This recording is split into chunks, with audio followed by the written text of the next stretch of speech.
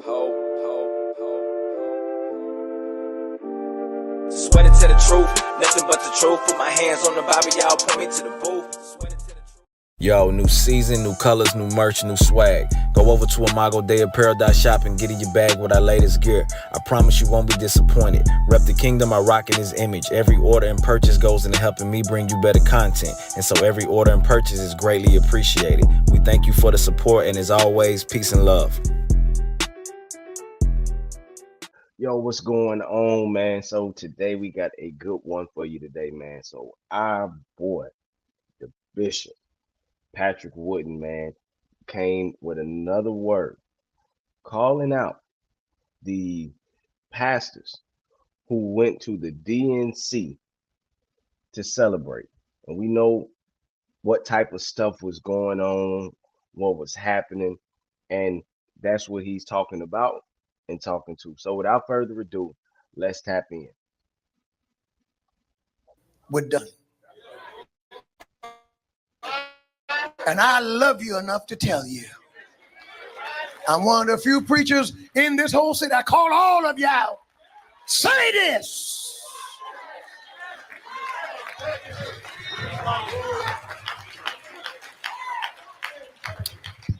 This is hard to hear, but you ought to listen. In order for a people to maintain themselves over a 25-year period, a fertility rate of 2.1 is needed. Abortion. I'm going to preach in just a minute. And the funniest thing happened when they put the pill on the market. Black women wouldn't take it. Back then, black families, 12 kids, 13, 15. Your family was small if you didn't have but 8. That's crazy. And our enemies were trying to figure out a way, not only to kill us, but to stop us from reproducing. Do you hear me? Not only to kill us, but to stop us from reproducing, from reproducing, from reproducing. Black folk that honored big families. Y'all not saying anything. And black women wouldn't take the pill. Margaret said, now we got to figure out a way to get Negroes, if you will, to participate. And she went to Harlem, New York. Tell the truth. And she got some people to work with her. Now, let me ask you this before I preach. How many women in here have on shoes that you can easily take off? All right. Well, before I tell you who she got to work with her, let me hide. She got black preachers.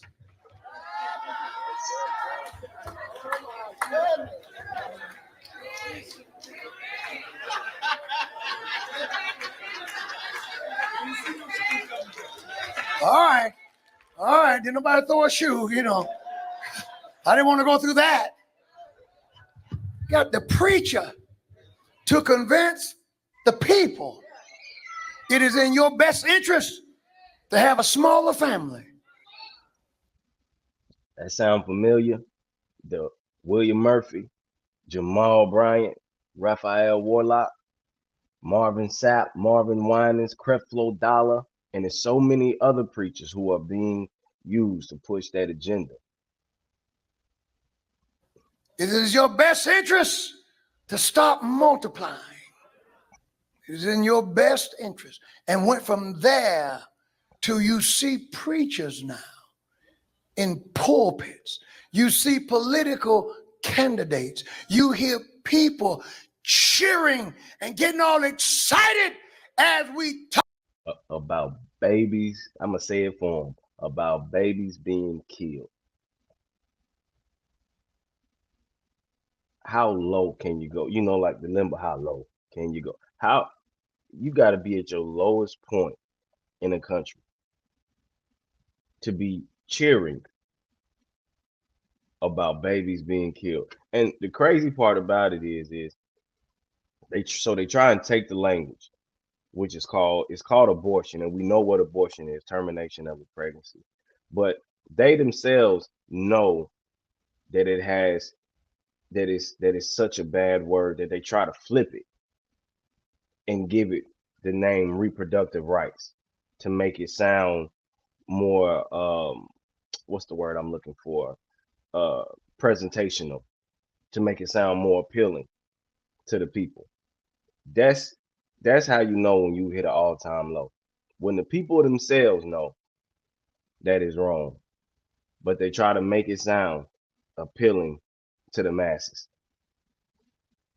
Talk about a woman's right to choose, a woman's right to health care, a woman's right to do what she wants with her own body. And what they're talking about is one thing. They're talking about abortion. And what's bad about it? What's bad about it? You see it last week at the conventions. Did you hear how the people cheered and the roars that went up as they began to cheer the very procedure that is responsible for our race, as I stand before you, being not a race in decline, but a race that is dying. And man, I'm gonna tell you, bro, that bothered me to the core. That bothered me to the core, bro. At an event, we're talking about the DNC, an event that's supposed to be high off life. It's supposed to be a celebratory event. A nights of encouragement, nights of passion, nights of just you being inspired by your candidate, and in hopes that they'll win and guide us into a better future. Something similar to probably like a family get together where y'all, you know, coming together and y'all having a good time and celebrating one another because y'all haven't seen each other in a long time, or kind of like a reception, after a wedding, where we're celebrating the coming together of two that made to make one. Um, that's kind of what I'm thinking, that this type of night, RNC, DNC, supposed to be. And all you got to offer is abortion. All you got to offer is death. Again, an event that's supposed to be just a celebratory bliss, where people are full of hope and passion and zeal and encouragement, and all you got to offer is free abortions. That's crazy to me, bro. Like, that bothered me to the core. Like, how evil and wicked do you have to be to do something like that, man?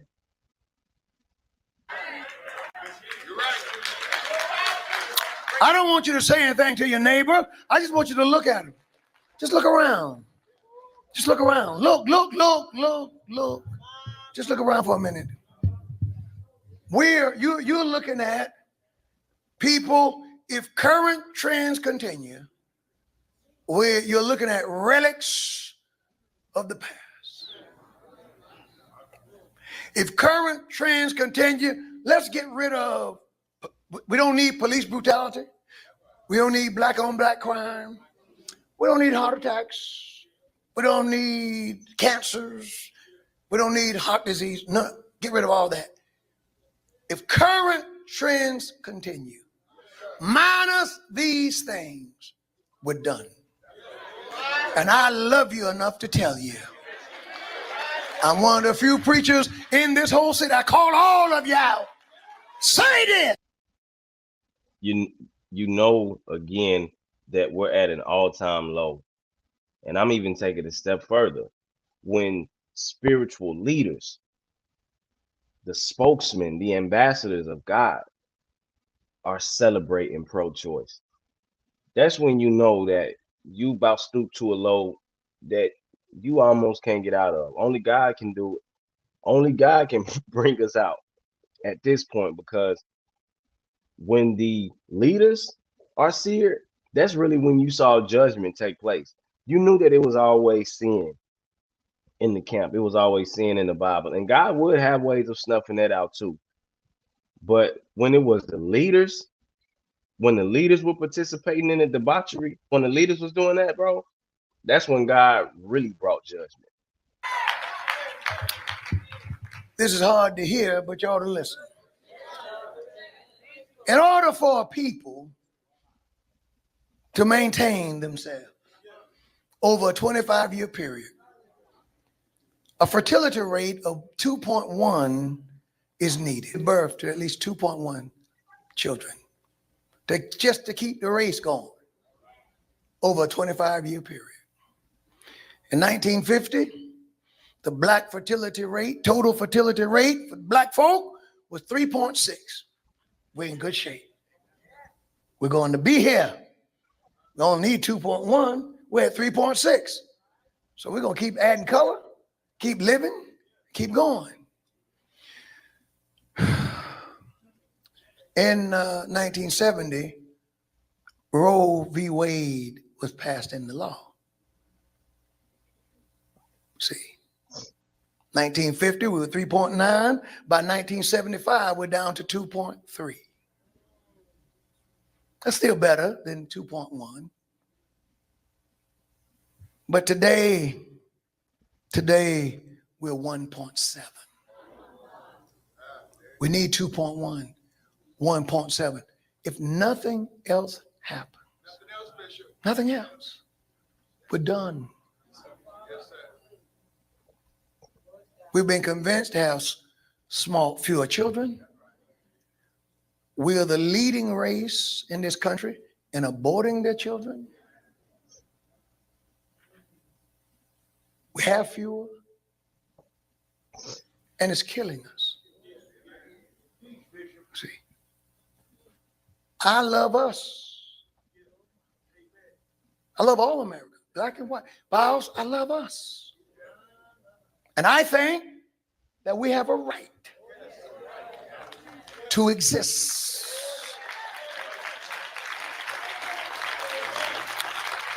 But to see how we're cheering our own demise. Oh, Reverend, that doesn't make any sense. Yes, it does. Please. We can't ever get above 13% of the population. And we're really not that, about 11 or 12. On a good day, we're 13. The Hispanics have already surpassed us. They're 19% and climbing. They don't abort like we do. It hurts me to hear us cheer and promote and be for those procedures that are killing us. I told you before, we have the dubious distinction. And killing babies in general. But it's like